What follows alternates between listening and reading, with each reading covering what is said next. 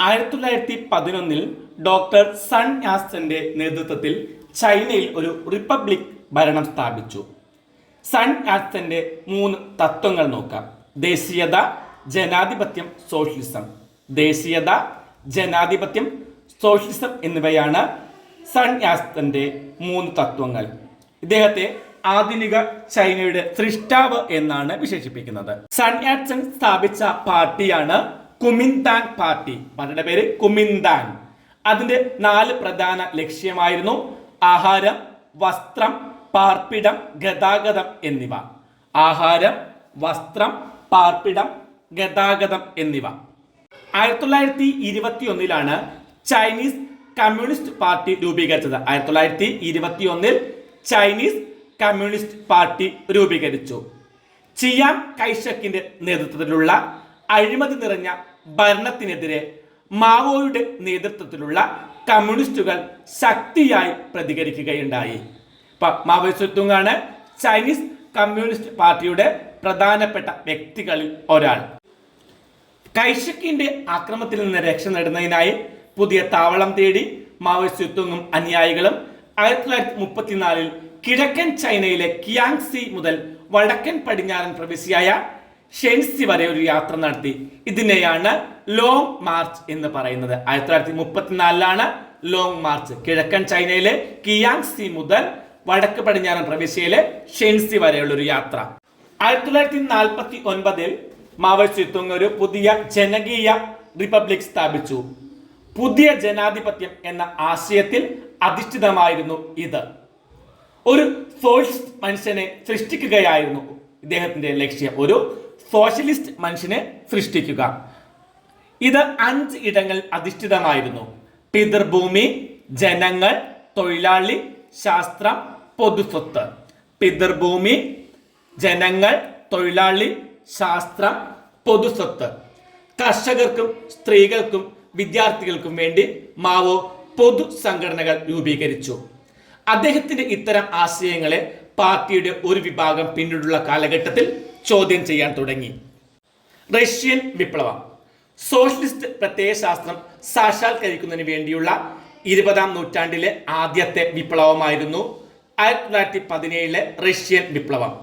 Russia ഭരിച്ചിരുന്ന sir ചക്രവർത്തിമാരുടെ അഴിമതി നിറഞ്ഞ ഭരണത്തിനെതിരെയുള്ള ഒരു ജനകീയ പ്രക്ഷോഭമായിരുന്നു ഇത്. റഷ്യ ഭരിച്ചിരുന്നത് സർ ചക്രവർത്തിമാരായിരുന്നു. അവർക്കെതിരെയുള്ള ഒരു ജനകീയ പ്രക്ഷോഭമായിരുന്നു ഇത്. റഷ്യൻ ചക്രവർത്തിമാരെ സർ എന്നാണ് വിളിച്ചിരുന്നത്. റഷ്യ ഭരിച്ചിരുന്ന സർ നിക്കോളസ് രണ്ടാമൻ ഒരു കഴിവില്ലാത്ത ഭരണാധികാരിയായിരുന്നു. ഭരണം നിയന്ത്രിച്ചിരുന്നത് അദ്ദേഹത്തിന്റെ ഭാര്യയും റാസ്പുട്ടിൻ എന്ന ഒരു കപട സന്യാസിയുമായിരുന്നു. അഴിമതിയും സ്വജനപക്ഷപാതവും നിറഞ്ഞ ഈ ഭരണത്തിനെതിരെ ജനങ്ങൾ പ്രതിഷേധിച്ചു. ഇതായിരുന്നു റഷ്യൻ വിപ്ലവം. സാമ്പത്തിക സാമൂഹിക കാരണങ്ങൾ. റഷ്യയിൽ 2 വർഗങ്ങൾ ഉണ്ടായിരുന്നു: ഭരണാധികാരികളും ഭരിക്കപ്പെടുന്നവരും.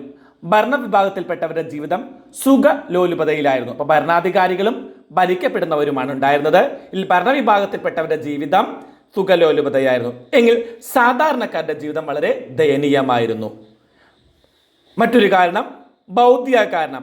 Maxim Gorky, Tolstoy, Lenin, Stalin തുടങ്ങിയവരുടെ ആശയങ്ങൾ റഷ്യൻ വിപ്ലവത്തെ സഹായിക്കുകയുണ്ടായി.